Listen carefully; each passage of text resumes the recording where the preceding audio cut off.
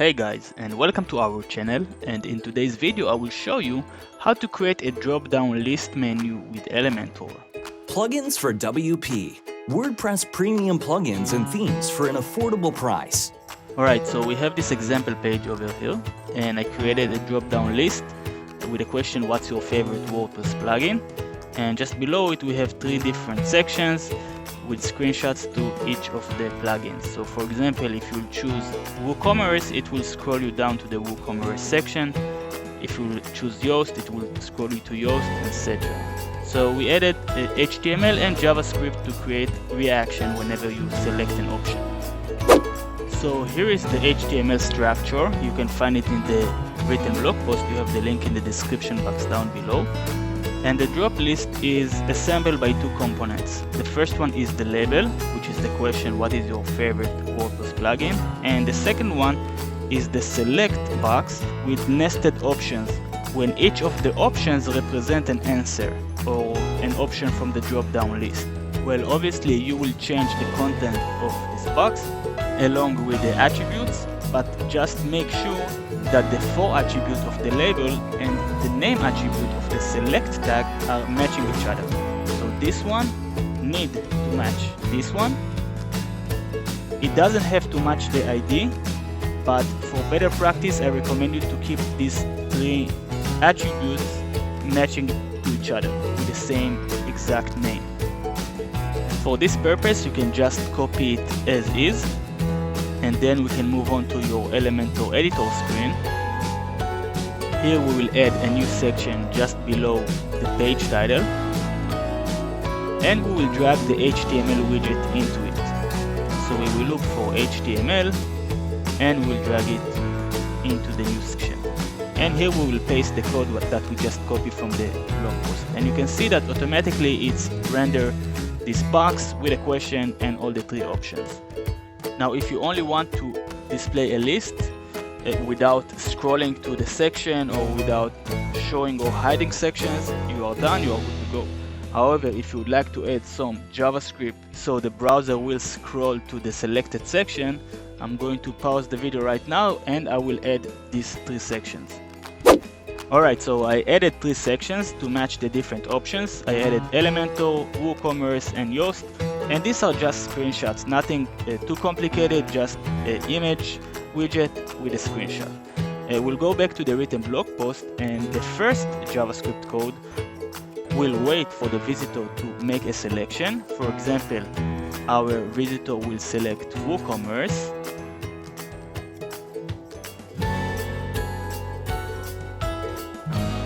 And then it will scroll down to the WooCommerce section. Now pay attention that here at the label, each of the options have a value. So the WooCommerce value is Woo plugin. As you can see it over here inside the value attribute. So in order for the JavaScript code to work, we will need to take each of the values and assign them to the correct section. So let's start with WooCommerce, for example.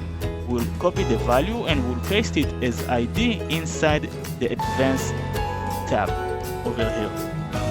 Then we'll click on the list again and we'll copy the Elementor value, which is Elementor-plugin, and we'll need to assign it to this image or this section, it doesn't really matter, inside the ID of course. And the last will go to Yoast value inside the option, and we'll copy the SEO-plugin exactly as is, and we will assign it to the section of Yoast as an ID, just like so.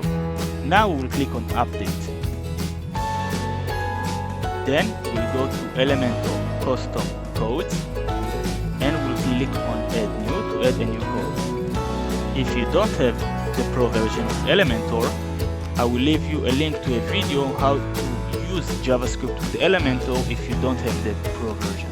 But for now, let's just give it the new code a name, add JavaScript to drop-down menu, and we'll paste the JavaScript code over here. Click on Publish and choose whether to execute it on the entire site or just specific pages. I will keep it on the entire site. Let's visit the live page by going to the Visit Page option.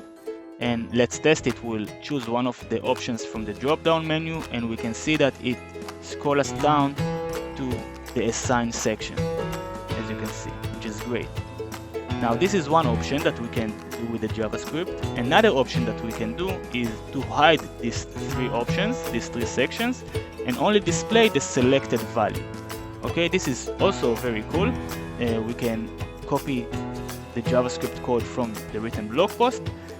This time we will need to add an extra step. It's really not a big deal. First of all, let's copy it and paste it over here instead of the first JavaScript, and we'll click on publish, and this code will hide all the sections with this class, hide on page load. So let's copy this class, and now we'll go into the sections that we would like to hide, and we will enter it as a class just below where we enter the CSS ID over here. The same class can go to all three sections, so let's move on to the second section and enter it as a class again just below where we enter the ID. And let's move on to the Yoast section, and we'll do the same.